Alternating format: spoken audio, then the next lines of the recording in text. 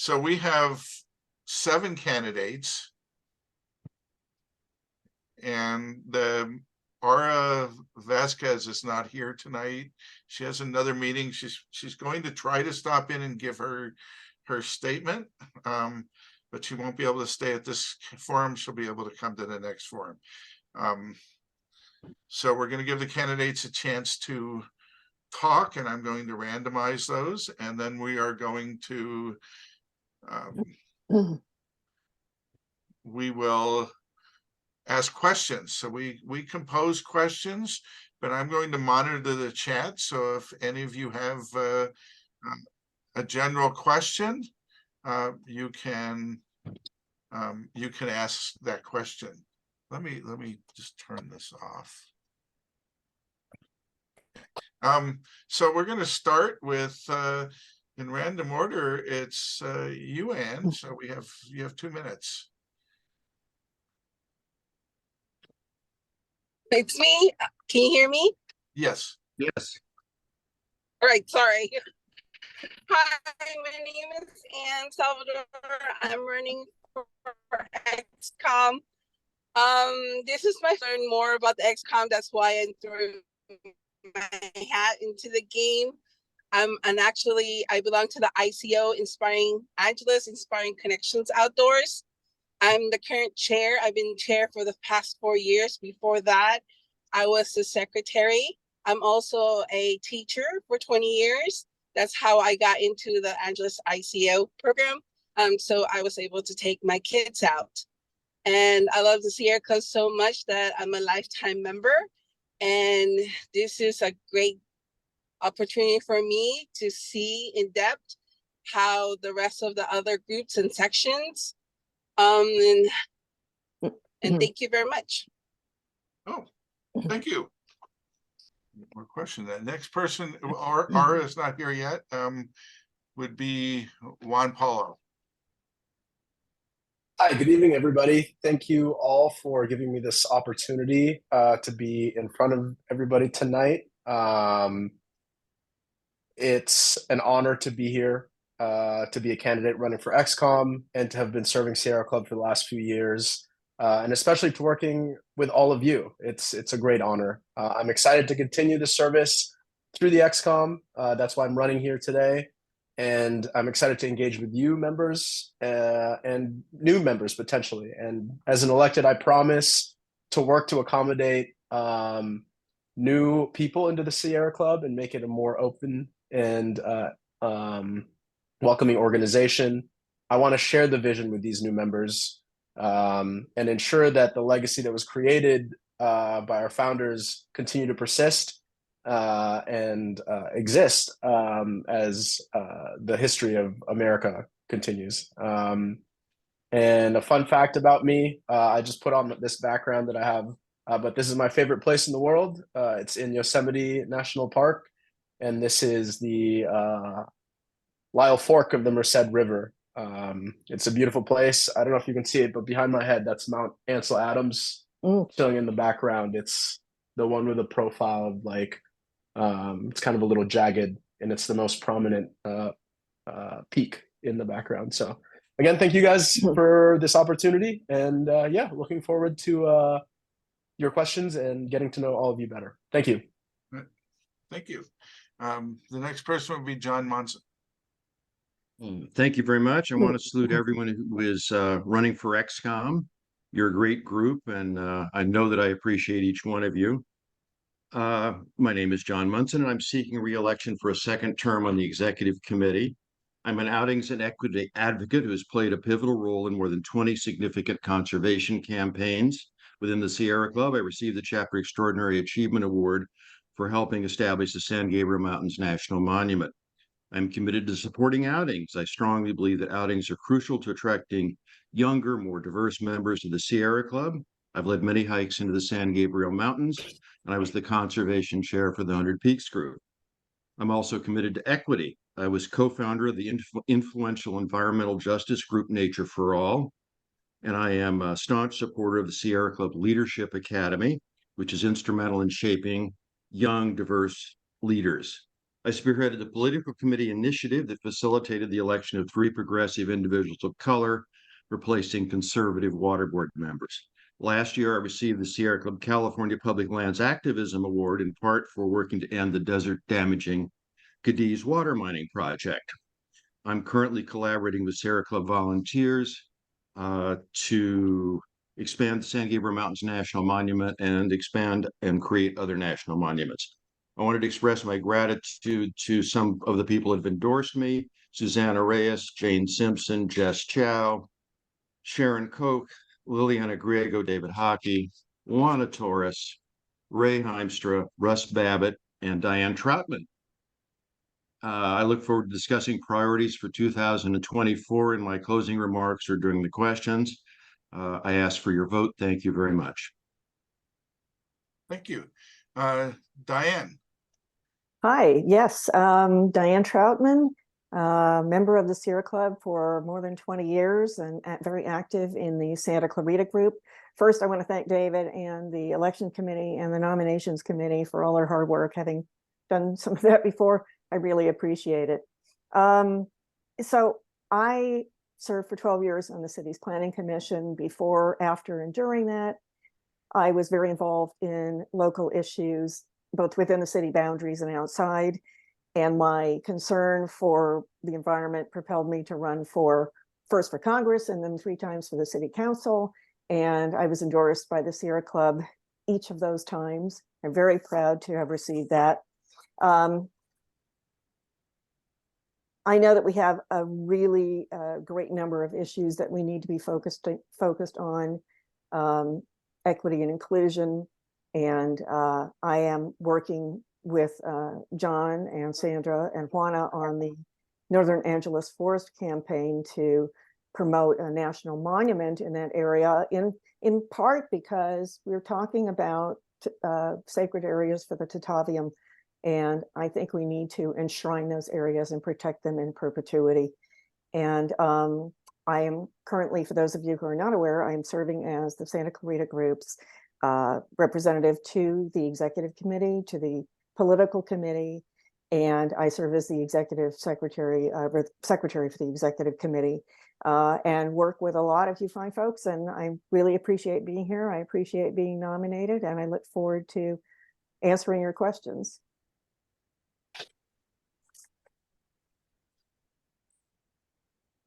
The next person will be Ellis. Thank you very much, David, and thank you very much for organizing this. It's really an honor to share this stage with some really esteemed members of the Sierra Club who have accomplished so much in our shared endeavors for the environment. Again, my name is Ellis Raskin. I am the vice chair of the Santa Monica Planning Commission and an environmental attorney, and I'm rounding out now my 5th year on the political committee of the Sierra Club's Angeles chapter, where I've worked with several others on the stage tonight to help endorse and ultimately get elected some key environmental candidates in our community. In my work as an environmental attorney, I've been fighting on the front lines for much of the past decade to protect our local environment in LA County and beyond. To give you some key highlights, I helped protect key habitat that was crucial for ensuring the construction of the Annenberg Wildlife Crossing across the 101 freeway. I recently wrapped up work on a case in which we prosecuted a racist surfer gang in Palos Verdes Estates that was blocking access to the coast. I've helped fight for bike lanes. I've helped fight for affordable housing downtown to ensure that we help mitigate our greenhouse gas emissions as a community.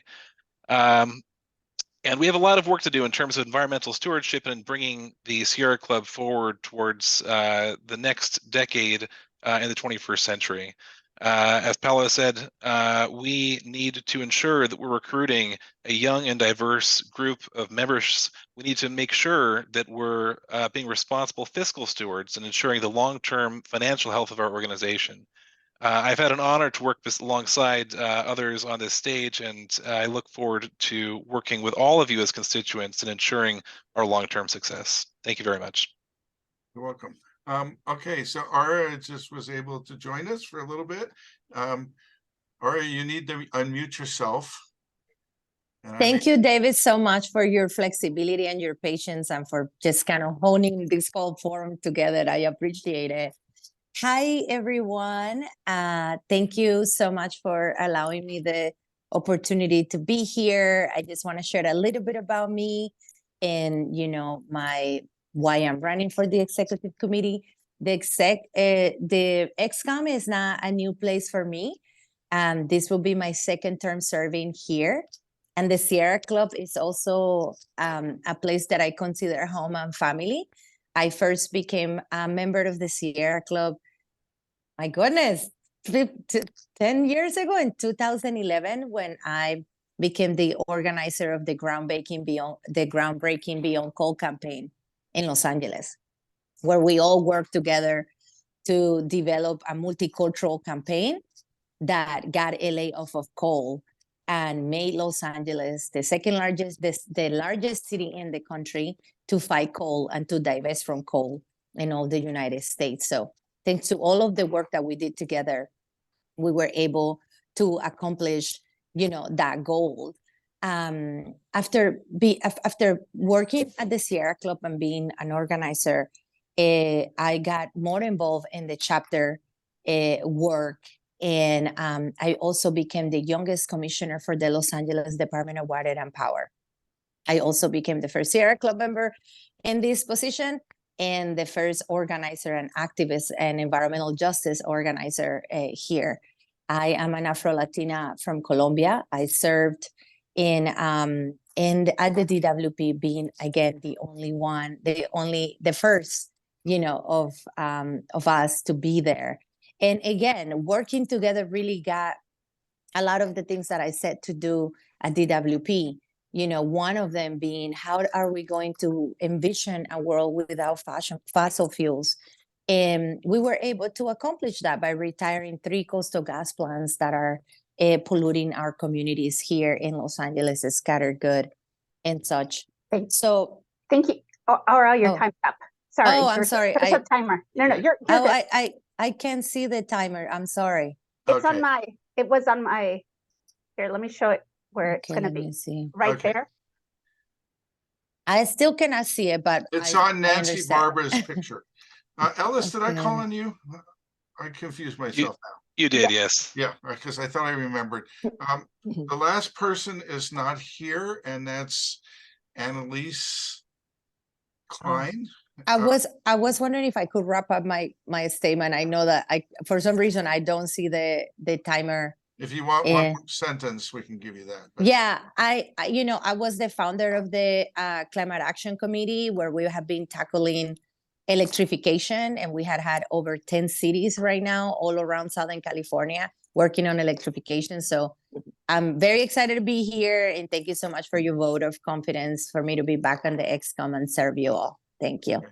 So I will read Annalise's statement that she submitted, and that will be on the ballot, an email. And as a member of ExComm since January 2023, I am active on the Finance Committee, the Equity Advisory Committee, and an advisor to the Activist Academy. In 2021, I served as vice chair of the chapter's communications committee and co-led a large team across multiple communication platforms. As a member of the ExComm, I would continue to play an active and supportive role in all of my projects and committees, helping to diversify our membership and increase accessibility of information to Sierra Club members and non-members. I have only just begun serving on the executive committee and would like this opportunity to continue my contributions. I'm ready to continue dedicating myself to the Angeles chapter, and I hope I can count on your vote. So let me resort, because I can't read and sort at the same time. And we have some questions that we put together for those people who are here and you didn't submit a question online, or you submitted a question when you registered. Type your questions in the chat. We are compiling questions. And we will try to get to as many as we can, and what we can't get to today, we will do in the next forum. We're not going to repeat questions. So the first question that we'd like to ask is, this is a big issue in the Angeles chapter. So how do you think we can better retain volunteers, members, and leaders? What are we going to do? So we're going to give you 2 minutes to answer that question. And the first person would be Ellis. Thank you. It's a crucial issue for the future of our organization. Engaging the next generation of folks in any organization has been a challenge, and it's one that I've confronted in a variety of different capacities in other organizations that I've been a part of. Just by way of footnote to that, I ran for city council in Santa Monica last year, and I was really encouraged to see that there is a tremendous amount of support among the next generation for supporting the environment and for supporting policies that favor safe streets, that favor getting people off roads, that favor smart growth in our cities. And the question is, how do we connect with those folks? It's going to take a concerted marketing effort, engaging and leveraging all the tools in our tool belt, including things like social media, programming, and meaningful engagement in ways that connect with the next organization. Jumping back on something that I referenced earlier and Paolo referenced earlier too, simply reaching out is not enough. We have to make sure that we're recruiting a diverse membership that reflects the population of LA County and the broader borders of the Angeles chapter and the areas in which we work.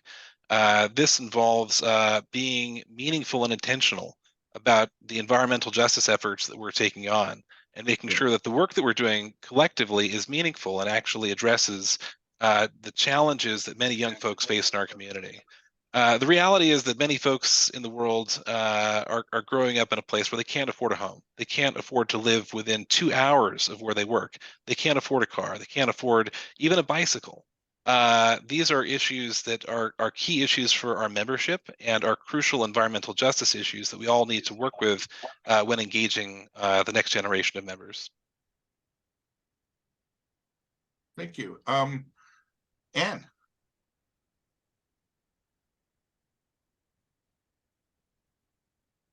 You need to unmute, Anne.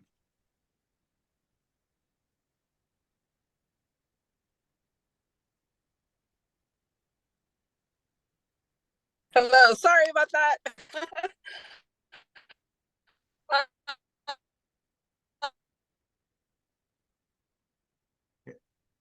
Anne, we're having trouble hearing you. You know what? It's working for the past 14, 15 years for the Angeles, working, volunteering for the Angeles. Oh, I'm sorry. Hello? Yeah. Can you hear me? Yes. Oh, no, you just went muted. Okay, Anne, what we're going to do is we'll let you work on your phone, and we'll call on somebody else and then come back to you. Because we couldn't really hear you. Diane? So better retaining volunteers, members, and leaders. I think that we need to find out where people's interests are. We tend to have our own programs, projects, interests that we're focused on. And I think we need to either find out how we can tie people into those, or find out if they have an action that they want to propel forward, and help give them the ability to bring that forward and create synergy with the group. So you have to find out where people's interests are and help them tie it in with their skills and their timing and when they're available. Retaining members, the personalized approach that Elizabeth Need has been taking with making phone calls, I think we should all be doing more to help with that kind of thing, and going back to members who have, they receive the emails and mail and all of that, but they don't hear from anyone. So trying to find a way to make a more concerted effort to call those people and see what we can do to get them involved. Thank you. Juan Paulo? All right. Okay, so let's get started here. So this is a three-part question, and kind of like what Diane and else were saying, we need to, specifically what Dan was saying, we need to meet people where they're at. Volunteers, members, and leaders are three different kinds of people. Let's start off with a member. A member may not have enough time to like really fully engage with the membership of the club and like do more than they need to. And so maybe all they can do is be a member. And as a member, members really want to see that their support is valuable. And how do we do that? Maybe, like Diane said, engage with them, be more personal, invite them to more events so that they can see that their membership is highly valued. As far as volunteers, they want to be activated. So what we want to do is we want to make sure we're creating enough opportunities for volunteers to do what they want to do. Take photos for camera committee, or like do work on trails, or do something in the political sphere. Again, it's like listening and meeting our members where they want to be at. And as far as leaders, we want to retain leaders that are good and that are ready to take action. What does that mean? We want to make sure that we're enabling them to do the job that they need to do so that they can activate the volunteers, and then reach out to also to members who are not as active and show them that, hey, as a leader, this is the change that I'm able to accomplish because of your membership in the community. And because of this membership, we're able to activate these volunteers because of, like everything revolves around money. So like it all kind of ties itself together, and making sure that we meet our members where they're at and how they want to be involved, because that's the only way I see that we can retain everyone at their level of engagement. Thank you. Ara? Yeah, so first let's tackle the issue of retention. We are the largest chapter for the Sierra Club in the country. We have a wealth of people that are part of our community, of Sierra Club community. As an organizer, I have to remind myself that in order to retain people, you have to help them see their value. You have to empower them. You have to create a system where they feel that they are contributing to a campaign or a cause of sorts. I have been able to demonstrate that very well in my committee with the climate action. We have a very lively, committee that is that thrives, where everybody feels that they make a contribution, where people can coming back, and they bring friends because we have a clear goal, and everybody has a role where they feel like they're contributing, and because we have created a space where people are accepted for who they are, for the level of understanding of things that they have. So I think that that's really important. Now, in terms of outreach, when you have a member that is in power, they bring more members because they want to see more people in power with them and like them. So utilizing this snowflake model where where we have a volunteer, and we said, hey, bring somebody new next time, or do you know somebody in this other city that can help us? And that's kind of like the organizing that I want to see more moving forward. Now, the Sierra Club in general, nationally, is going through an incredible transformation, change. And this is the time where we have to step up and really fill that space, because there's a lot of chatter out there about the changes that are happening at the Sierra Club. And we, in the committees that we have, and the executive committee, need to be sure that we're creating the right space and system so that the volunteers that are here can feel heard and can feel loved and can feel that they're valuable and that they can help us recruit more. Thank you. Thank you. And then John. Thank you very much. Well, everything everyone said, I agree with. I mean, I haven't heard a bad idea yet. But let me add a few things. In terms of membership, one of the things we can do is to be a very effective organization and get known for that and get more press for it. So there's a huge communications aspect to the Sierra Club, getting credit for what we're doing and getting known so that people will want to become a member. Also, I thought that one thing that might help get us some members too is to get people who would commit to a specific project.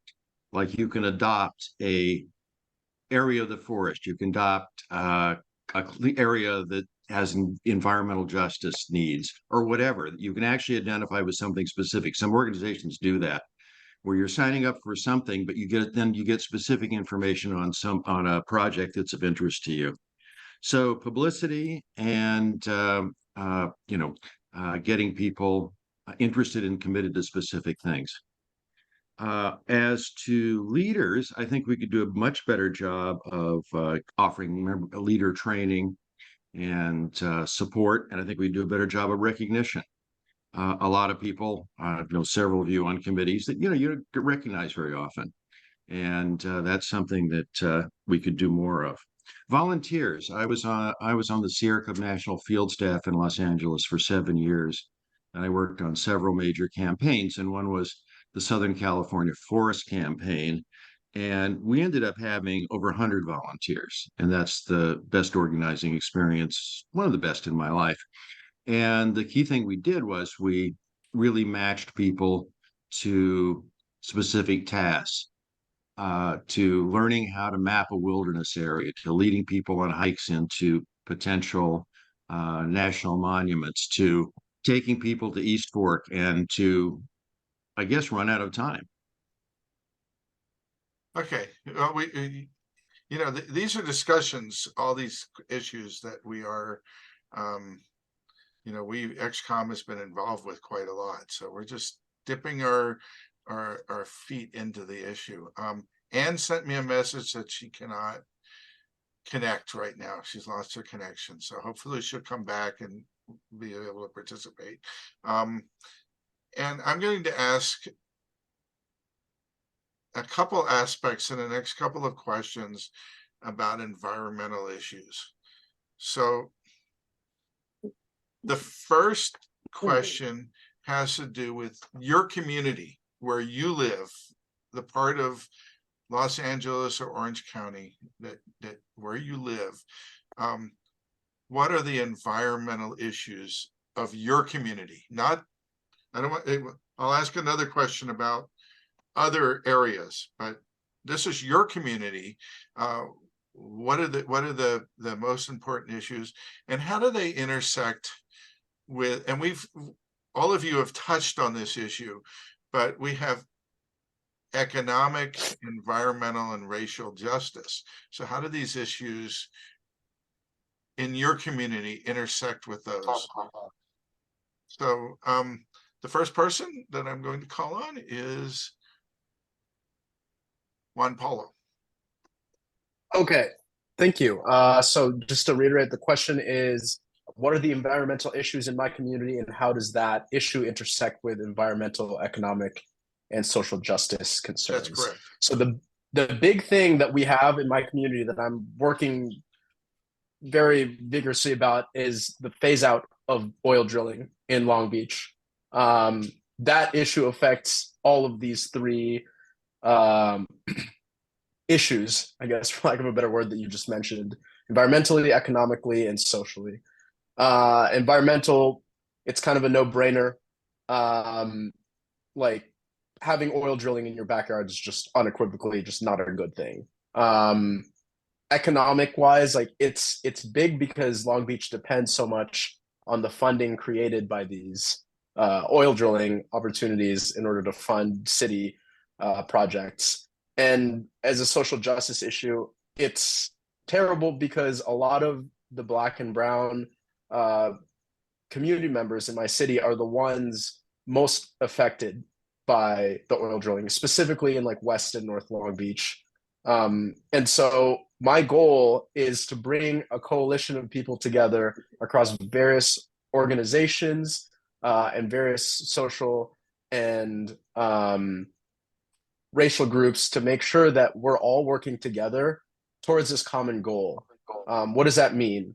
That means activating people in my community and giving them ways to reach out to their electeds, and kind of put pressure on them, showing up to meetings to make sure that my voice is heard, and the voices of my neighbors around me are heard, so that in the future, we don't have to fight for and have to justify the reasons that we just want to live and exist a healthy and clean life in our communities. So that's the big fight that I have, and thank you. Ellis. Yeah, thank you. This is a really great question, one that hits home for me, because so much of the work I do professionally and my work as a planning commissioner is directly tied to both the environmental and equity and justice dimensions of this. I live literally right across the street from the 10 freeway, which is continuing to kill thousands of people through pollution across both Santa Monica and the broader LA area, as are many freeways. But the forgotten history of that is that the freeway was built by ripping out the homes of predominantly Black and Latino community. Our civic center in Santa Monica was built by ripping out the homes of a predominantly Black and Latino community. And now those folks represent a population of about 200,000 people who commute to Santa Monica every day, many of whom come as far as 4 or 5 hours away. People who are contributing to our region-wide GHG contributions in ways that are completely unsustainable. The folks who commute from outside of Santa Monica obviously don't have access to the same resources of the same affluent neighborhoods, don't have the same access to the coast. And through the long-term planning and policy decisions we've made through exclusionary redlining, we've come to a place where we've seen sprawl that decimates mountain lion habitat and other protected areas in the Santa Monica Mountains. This is all to say that we have a lot of work to do in terms of regional planning that has many environmental justice dimensions to it. But in the remaining time, I do want to throw out something else that hits close to home for me. In LA County, there are more folks who die from traffic violence than gun violence. For folks who can't afford a car or who simply choose not to drive to help save our environment, they're getting killed. There's no two ways about it. And we see that in Santa Monica every day. There are kids who are bicycling to school who risk death every single day by taking a bicycle. Those are some issues that are close to home for me. I wish I could go on about this, and I look forward to hearing more from my colleagues. Thank you. Diane?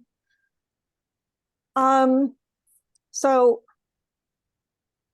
we don't have to face the issues that are hard hitting for people who are in the metropolis out here in the suburbs, in terms of, the volume of air pollution and the oil wells, although we do have those out here. And of course, we do need to be working to make sure that extraction out here is minimized over time. What we do have is the Chiquita Canyon landfill in the unincorporated area that has massive problems now because of a new toxin that is being released through an older portion of the landfill that was not lined. And I know that that's something that Sandra's working on, but we've also, our group has spoken before the county to even stop them expanding, let alone continuing their operations. So that's going to be an ongoing battle. And that affects a large number of low-income constituents in the area, and just a very large area. That's something we need to be focused on. I personally have been working on affordable housing ever since I was a planning commissioner, and I continue to do that as a member of the city's homelessness task force. So we're trying to help the people in our community because we do have a lot of homeless people here, and there are problems for them and with them, sleeping in the river and things like that. So we need to be actively working on helping those people get homes, but also in creating more affordable housing and pushing for that. And we've been trying to get the city to do that, and I'll continue to do that. I work to create a shared housing program as another alternative, and I'm trying to get some funding and get that up and running. Thank you. Ara? Oh, you're muted, Ara. I'll unmute you first. Okay, so The biggest issue in my community, I live, just so you all know, I live in Mid-City in Los Angeles, is the fact that we are not putting our climate first. Climate change is here and it's encompassing a lot of the issues that have been already mentioned in this conversation. In my community, we have people that make $47,000 a year and don't have a car, like myself. I don't drive a car. And we have a public transportation system in Los Angeles that is a little bit embarrassing. It's getting better, but we need to do better. We need to make our city, in my neighborhood, I wish I could see a people-centric city, not a car-centric city. A place where people can walk, where we have more open spaces, where we have more parks. We are one of the most park deprived. I don't have a park that I can walk to, or not even remotely, not even like a mile away, from me. We have urban neighborhood oil drilling just 3 blocks away from my home. My neighbors get $60 a year from extracting oil from underground from their homes. So, all of these issues are interrelated because the fossil fuel industry has done a really great job in polluting not only our environment, but also our political process. And that is very palpable. They get people elected, and therefore there's no courage to act on climate. We are the Sierra Club.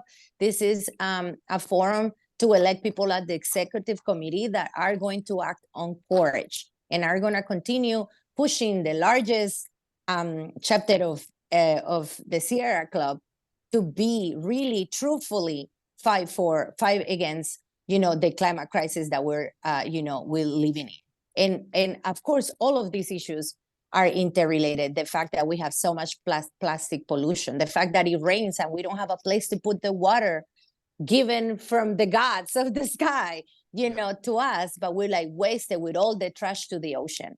So all those issues are. Yeah. And thank you. Yeah. And I apologize, but I'm gonna have to go because I'm at an event at work, and I just wanted to say hello. We'll see you on the Saturday meeting, and thank you. There'll be different questions for you to look forward to. John. Yes, well, I have had the good fortune of living in a variety of places across the chapter, including Koreatown, Irvine, Costa Mesa, Duarte, Pasadena, Tahunga, points west and north. So I really have a good feel for, I think, the entire chapter. But I think the place I'm going to focus on is where I lived most recently, which is Pasadena. And let's start with actually some pluses in Pasadena. The local bus service is not really particularly bad. You can get around Pasadena by bus. I'll get to the problems in a moment. The development of Old Town is actually now they're considering constricting Colorado Boulevard to 2 lanes and really turning it into a pedestrian walkway. And they've concentrated apartment development along the south of the 210 freeway along Colorado Boulevard, which means that where you have the Gold Line and other things running, they're concentrating development. So that all sort of makes sense. But there are, of course, a lot of people with low incomes in Pasadena, not particularly a park-rich city. There's not easy access to the San Gabriel Mountains, although you can look up to them. One of the things we would worked on for years and that Nature for All is actually now getting in place is transit to trails. So you can actually go from the Gold Line in Pasadena up to Red Box and into the San Gabriel Mountains. So we think that's a model for getting people outdoors. Problems with the Pasadena police. They shoot people too often. They shoot people of color too often. It's a widespread issue, but the police force of Pasadena needs to be reinvented. The opportunities for pocket parks and other things are important too. And I have run out of time again. Thank you very much. Thanks. Yeah. It's always, we can always talk more. So I'm going to ask a different kind of conservation question. So the last one was based on the community that you are living in. But now looking at Angela's chapter, we have we have 2 counties with a lot of people in Orange County. Well over 100 cities in Orange County and LA.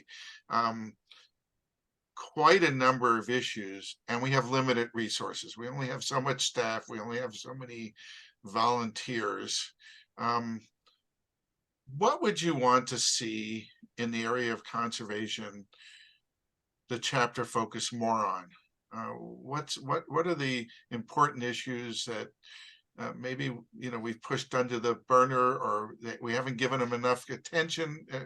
Whatever you think along those lines, what should we be working on? What's the important conservation? And so, John, you go first this time. Yeah. Well, we all have our bias and interests, but I go back to founding the chapter's forest committee 20 years ago, and 22% of LA County is Angeles National Forest, biggest area for species, biggest area for hiking. It's extremely important. So to me, the chapter doesn't spend enough time on issues of connectivity between the Angeles National Forest and the Santa Monica Mountains and to north to the Tehachapies. Doesn't spend enough time on working on the East Fork of the San Gabriel River, which has the worst conditions for the Latino families that recreate there of any area, probably in any forest in Southern California, which we're working on right now to turn around the conditions there. There is little easy access from urban areas to the forest. So we mentioned transit to trails. That's something very important. For the East Fork, north of Azusa, we want to make sure it's transit friendly so people can get there from the Gold Line stop in that area. We're working to protect the Northern Angeles National Forest north of Santa Clarita, which really has no identity, gets shortchanged on funding, and which has very few campgrounds, very few amenities. We're hoping to involve, as Diane mentioned, the Taviums and the Chumash. So there's a lot of attention that could be paid, and they cover social justice issues and conservation issues in the Angeles National Forest. Thank you. Thank you. Diane? Oh boy. Well, the chapter is working on so many things that are really important, as John was mentioning.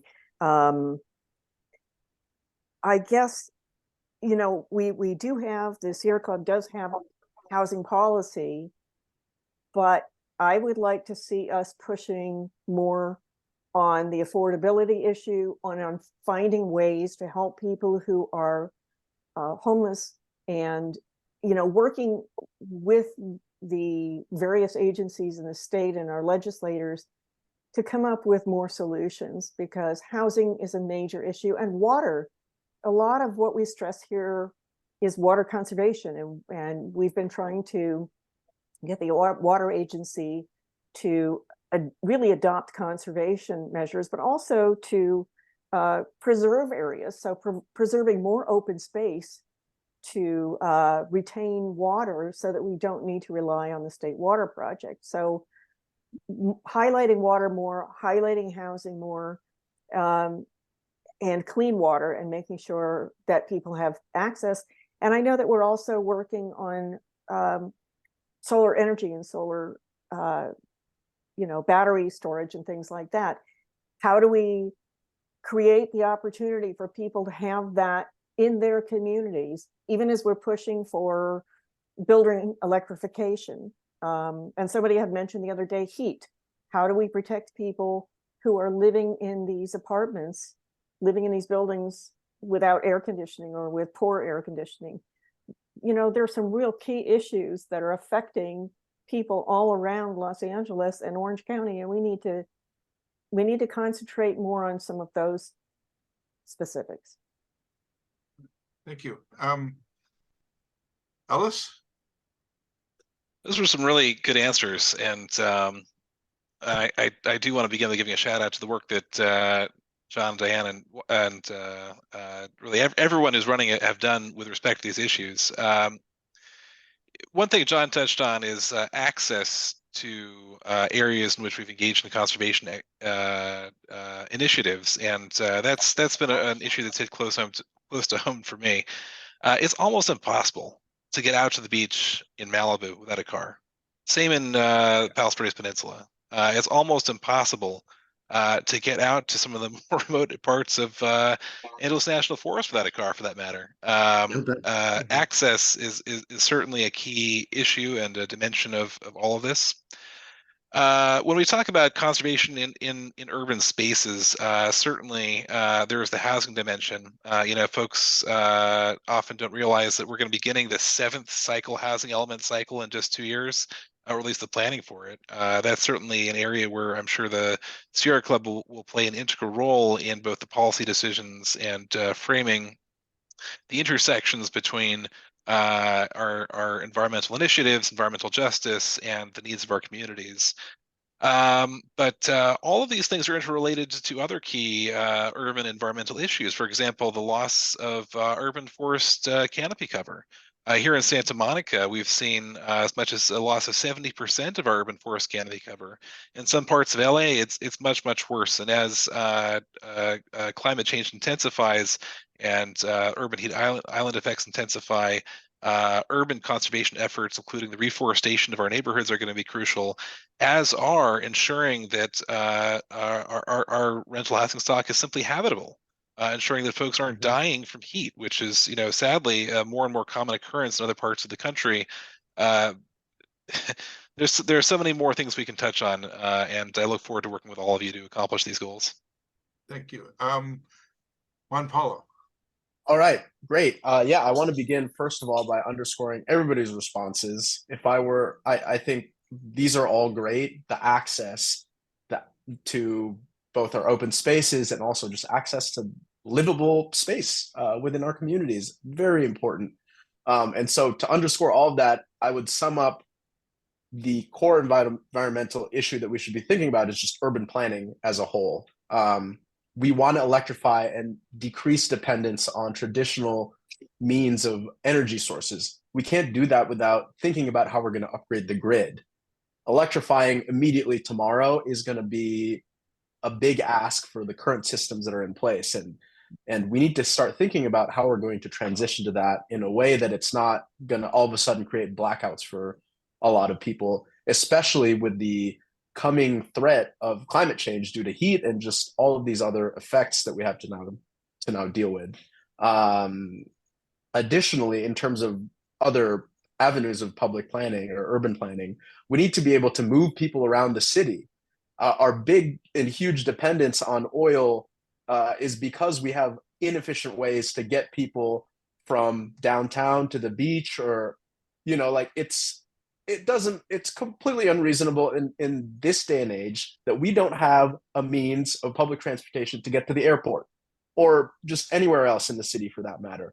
And what is that causing? It's causing tons and tons of emissions. I was stuck on the 405 coming home today, and there's literally one person per car. Like, what is going on?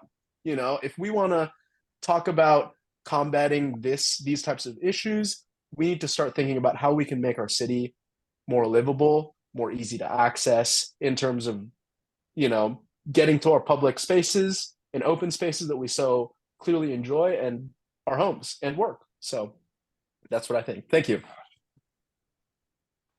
Thank you. And did I get everybody on that question? Because I did a sort. Everybody's answered it, right? Yeah. Yeah. Sometimes I get ahead of myself.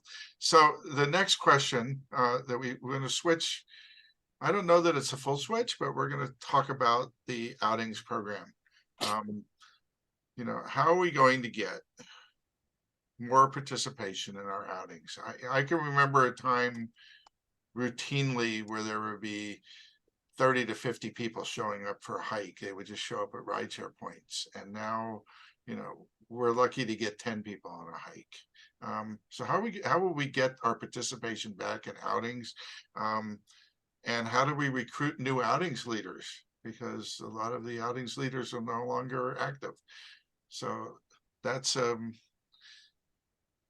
then I might have a follow-up on that. So Juan Paulo. All right, this is great. Thank you for giving me this opportunity.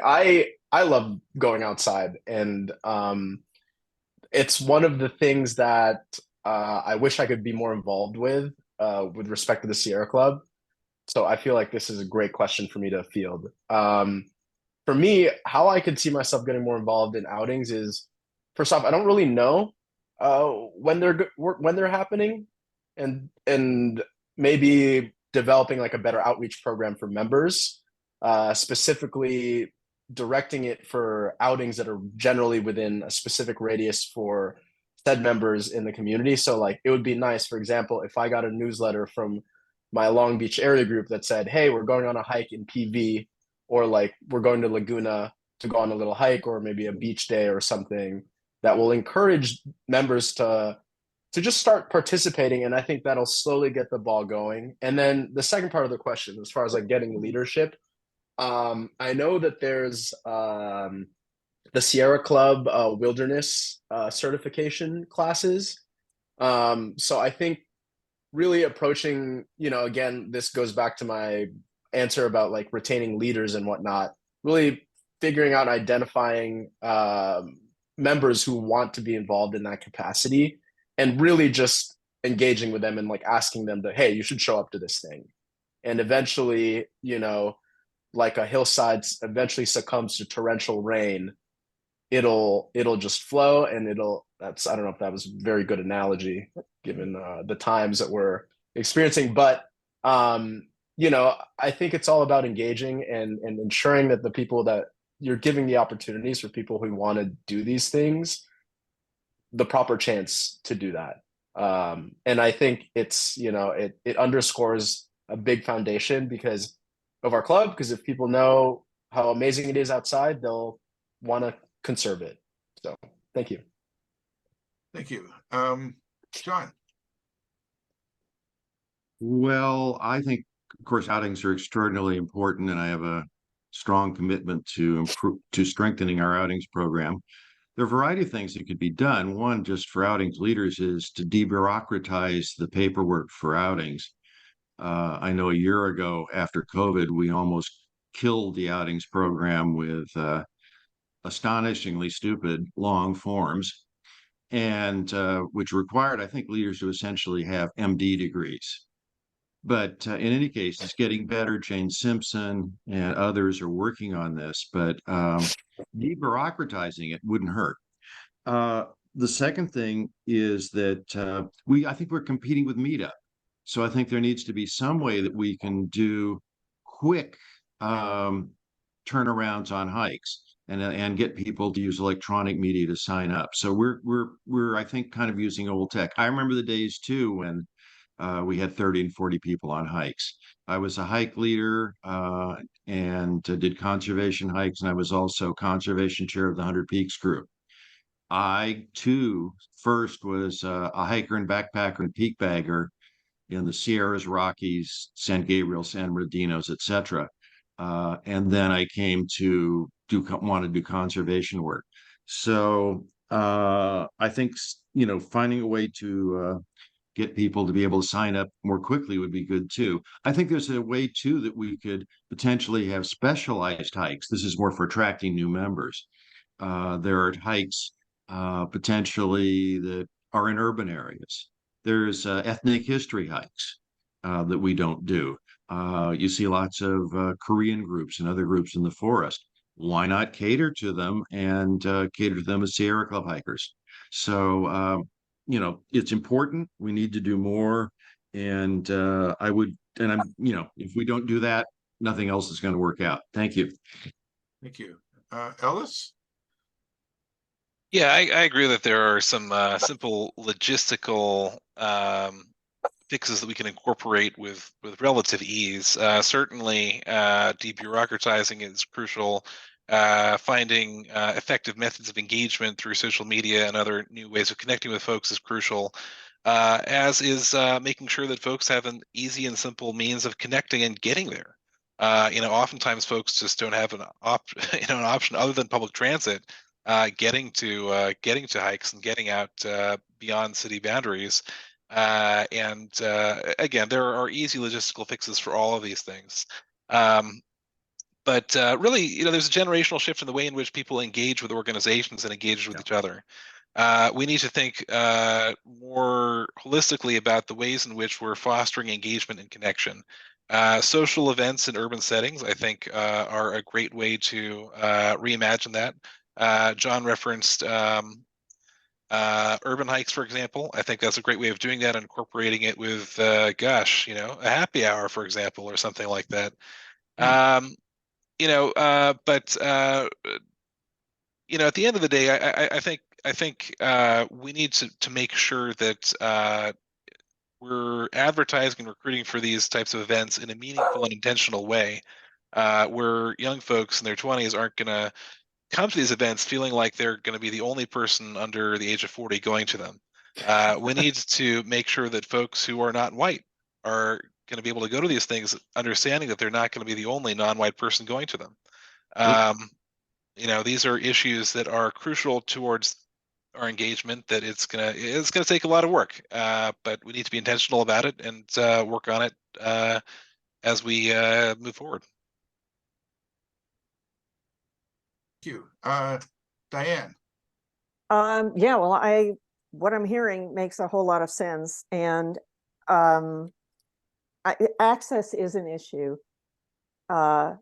I mean, first of all, though, we have to be reaching out to people, and I know that our group has been reaching out to high school students. We've been trying to reach out to community college students, because if we can get those folks engaged, and there are sustainability groups with these schools, they can bring others into this, and they can get others excited and interested in it.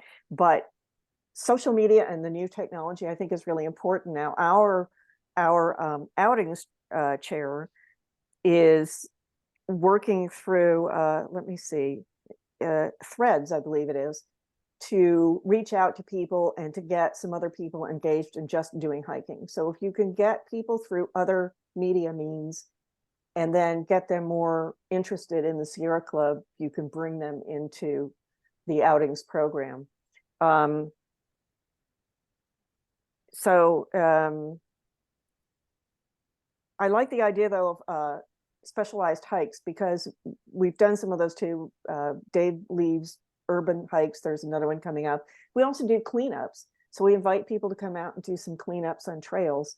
And if we can get people engaged with that and get them to see and understand what they're preserving, then we're also getting them a step closer to going on hikes, and hikes with legislators.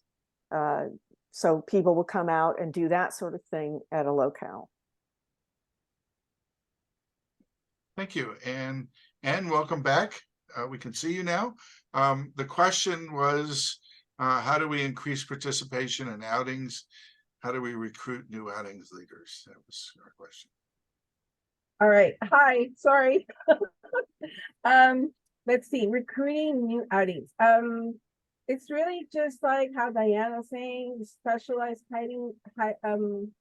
outings is really great. Like for me, for ICO, actually, you know, people love to volunteer with us because we have a niche, like getting kids out, you know, walking, you know, hiking, and, you know, seeing like the waterfall, like going on Los Angeles Marine Time, you know, tall ships and everything, you know, just getting them to experience everything. Another part of what I do is actually I volunteer for Heart for Sight.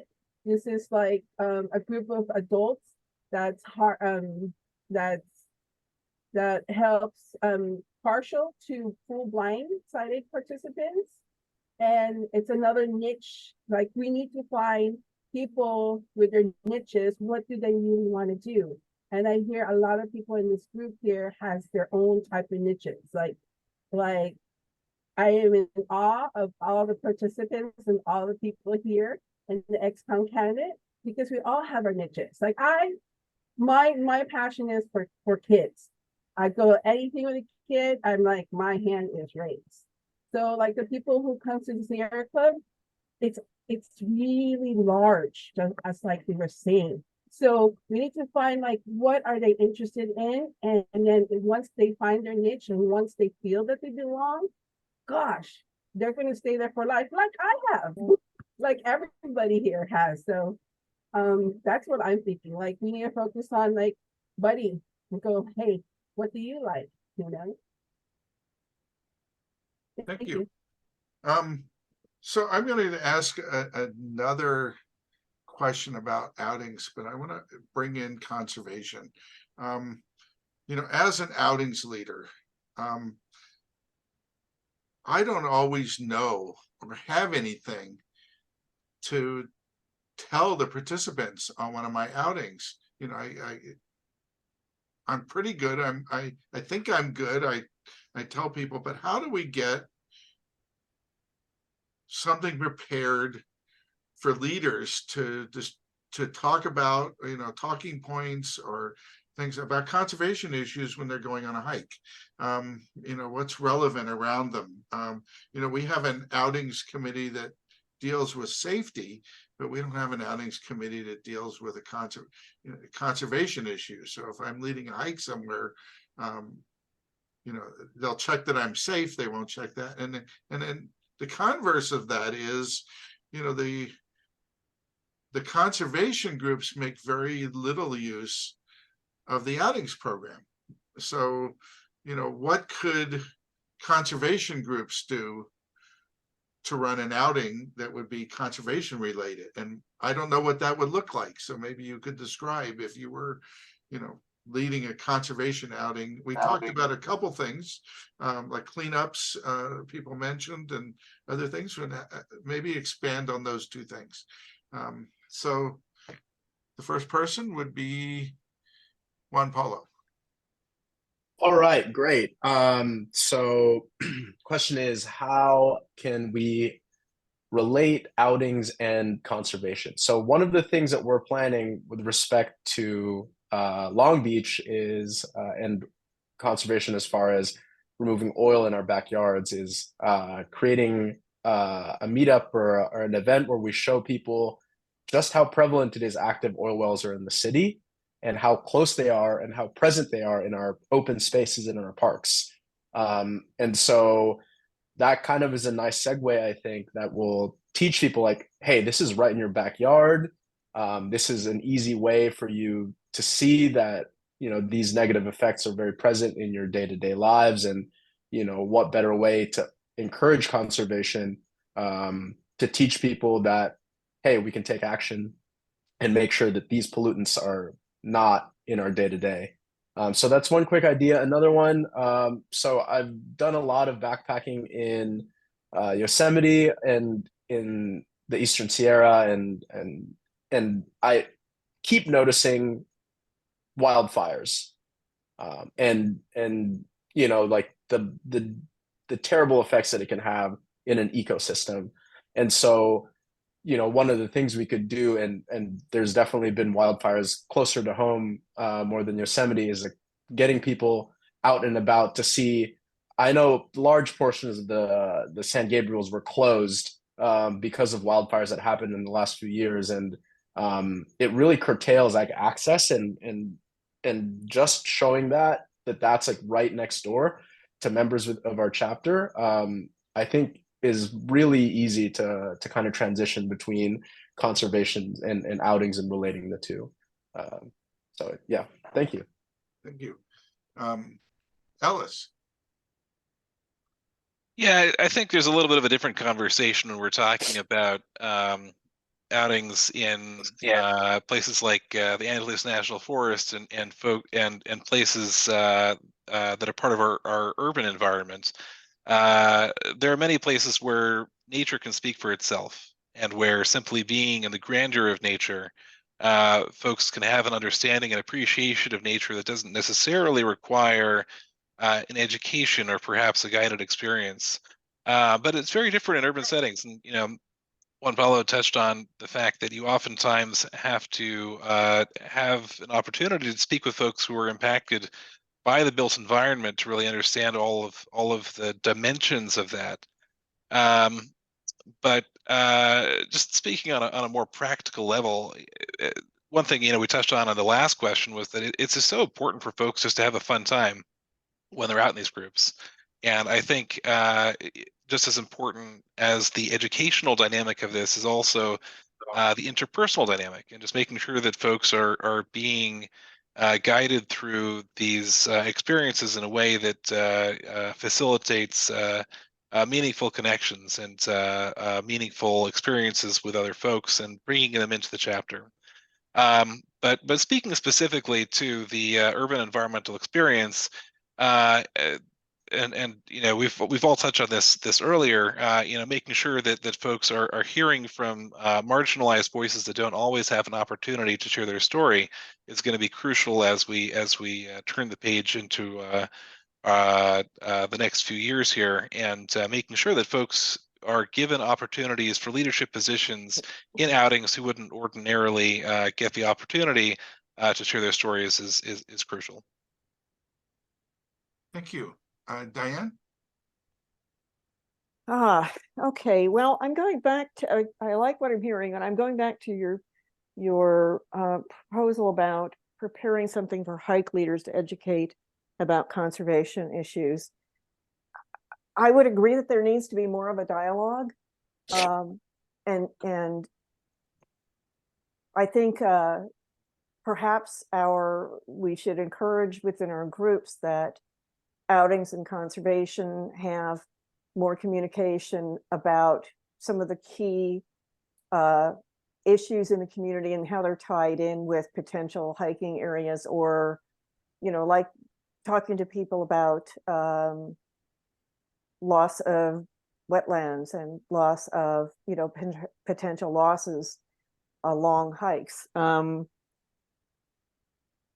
And okay, so you were saying conservation makes little use of outings. I think we need to have those discussions, and I understand what Paolo and Ellis were saying about in the urban areas. Maybe it's having those stories, finding out what those stories and what their connections are with nature, and then finding a way to bring those people out for hikes who don't normally get out. So expanding that, and it's, you know, the other programs that are existing that are bringing people, taking people out into nature are great, but we need to build on that. But in terms of making sure that hike leaders know about that, I think there has to be a greater dialogue between conservation and outings at the chapter level and also at the group level. Thank you. Anne? Again. All right, so conservation, that's a really key of Sierra Club. To be honest, when I think the Sierra Club, conservation comes in mind, and like it's almost like a pitchfork mentality, like that. It's like a stereotype. Sorry, okay. Like if you don't do this like the right way, like bad on you, right? We need to get out of that like stereotype. That's what I feel like. Even like I've gone to some leaders, I was like, oh my God, how dare you carry this? This is not environmental like friendly or conservation. I'm like, I'm sorry. But I think like working together as hike leaders and conservationists, like baby steps. I guess I'm thinking, since I'm an elementary teacher, you get people together, just baby steps, show them like little steps that we can do together and make nice progress, maybe yearly progress. It doesn't have to be 100%. Like Diane was talking about wetlands. Like I'm going back to my ICO experience for Actors ICO. We work with Bolsa Chica wetlands, land trust. We show the kids, we hike that little 2-3 mile hike at Bolsa Chica wetlands, like, you know, and then we go to the beach. And so they see the effects of that. I have to even taken like a group of like families on outings too, and then they've seen it and they go, oh, they see that, you know, like that like water runoff that goes into the Bolsa Chica, where like I don't know if you guys have ever been there, but they see the trash that affects like, oh she's, you know, we need to do that. So I think we need to learn how to work together, not separate. Like as a hike leader, you should be a conservative, you know. We need to teach everything, just like Juan Pablo is saying, and just like what Ellis is saying. Thank you. So we don't have any time for any more questions, but we do have enough time for you to have a little extra time for your summary. I don't believe I answered the last Oh, question. oh, I'm sorry, you did not answer it.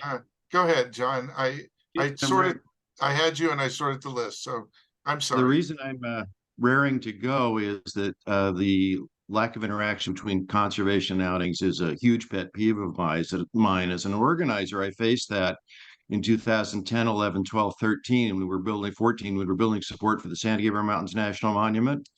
And so one of the things I did as an organizer was I joined the 100 Peaks management team as their conservation manager, as their conservation person. And so I worked with the leadership to develop hikes that that worked on advancing our conservation goals. What I did was I got the schedule of when the schedule of activities first came out. What I did was I called all the leaders that were doing hikes into the San Gabriel Mountains, and believe me, there were a lot of them, and offered to come on the hike and during lunch do a conservation 10 minutes on conservation. I did it at trailheads, and it worked out really well. And we had handout sheets and other things. So it can be done, and we did it.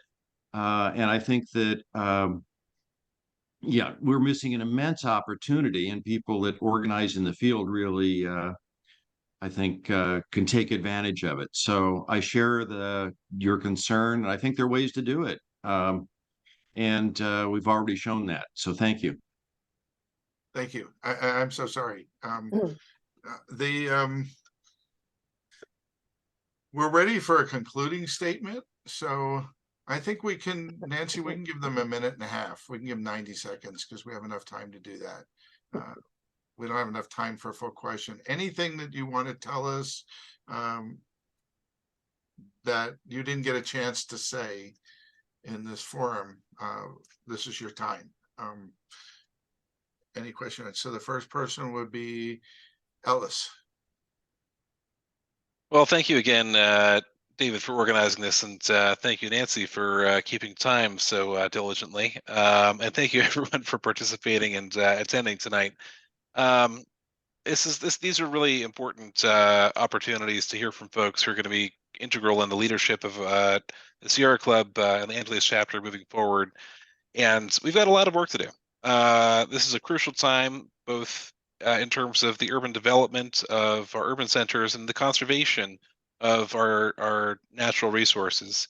Never has it been more important to protect coastal access, to protect habitat, to ensure that environmental justice and equity are at the forefront of the work we do.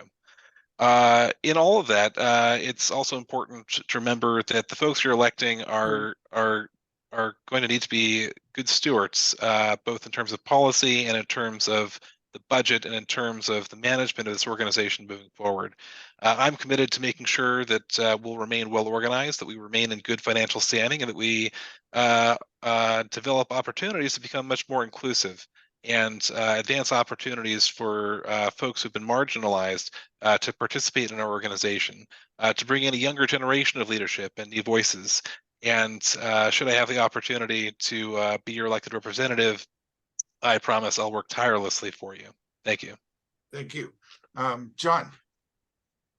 I've been on the executive committee for a year and a half. I've been on a lot of other chapter committees, including water, political, communications.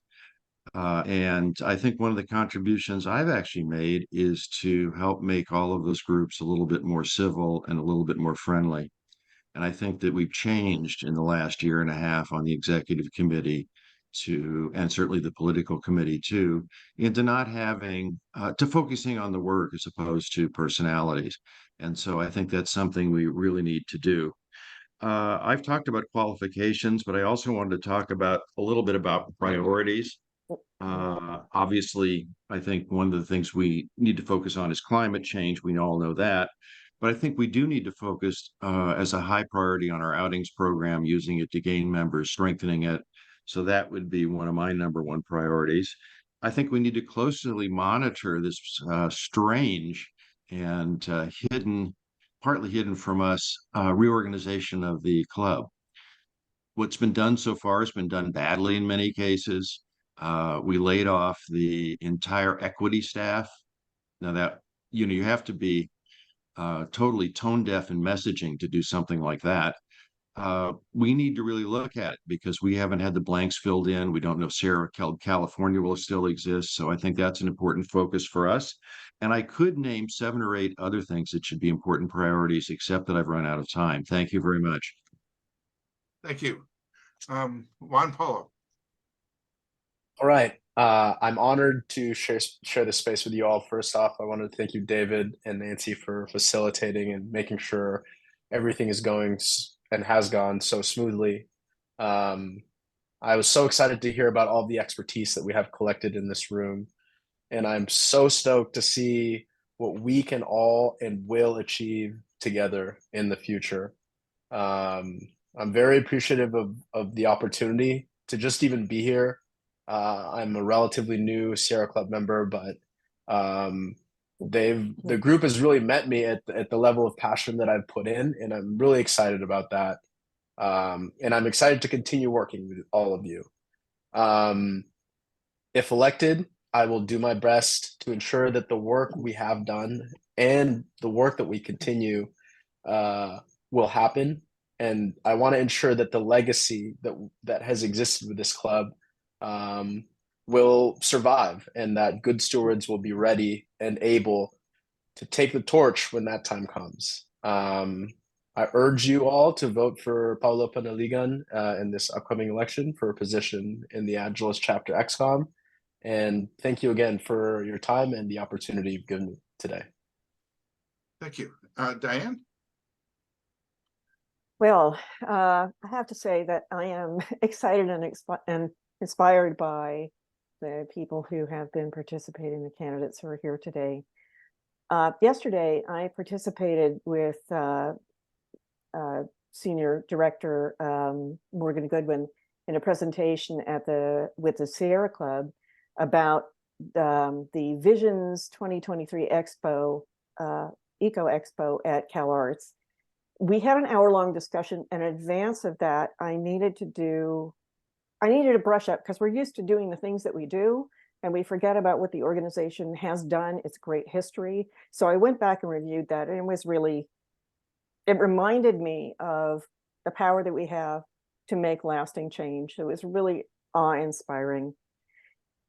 I am running for an at-large seat on the executive committee because we have major challenges, as John has noted.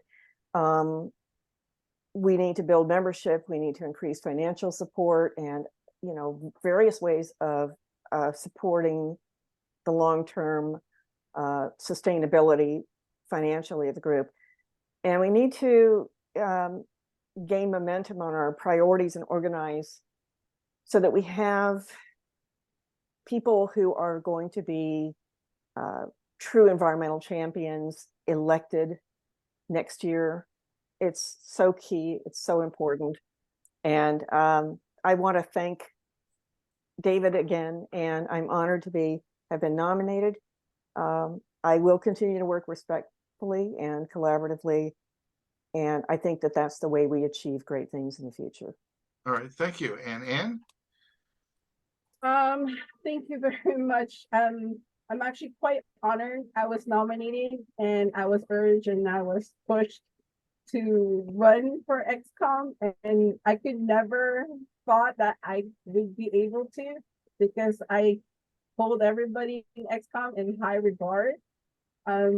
Seeing hearing each one of your candidates, it's great. I'm a new person. I'm always fighting for the kids. My goal, my niche is the kids or the underdogs. Anyone who hasn't had a vote, just like the sighted, the blind and the nearsighted, I'm always there. I'm the fighter for them. So I'm hoping when, as elected, I would like to learn from everyone and be a team player. And so we can work out our goals and actually I would like to prioritize more outings too. I know Sierra Club has a lot of things that's going for them, but I'm hoping we can like show that we have a common goal and do things, and we're actually having fun rather than just like trying to like make everything better. Like hopefully people that votes me in, it's like it's something new. I want something to bring something new to the ExComm. I'd like to thank all of the candidates for taking their time tonight to let us get to know you better. We are going to have another forum on Saturday, September 30th, and we're going to do it in the afternoon. We wanted to have something for people that if they work during the week in the evenings, they could come to a daytime one, or if they if they work on the weekends, they could come to the evening. So we wanted to have this open to other people, but it is going to be recorded, and you will get a link to the recording when we send out the ballot, so you can watch these again. And the questions on the Saturday, if you've watched this one, the questions on the Saturday will be different questions. We're not going to ask the same questions. It won't be a repeat. We'll ask different questions, maybe more specifically about specific issues. We will see what you all put in. So if you haven't registered for that, feel free to type your question in the registration box. There's a place, or you can, when you attend the meeting, you can put it in the chat, and we'll do our best to get the questions. So thank you very much. Thanks, David. And a big Thank you. a big hand for all the participants who stuck it out for 90 minutes. Thanks, everybody. All right. Thank you Bye. all. Thank you. Lovely to see you. Thanks, Bye. Nancy.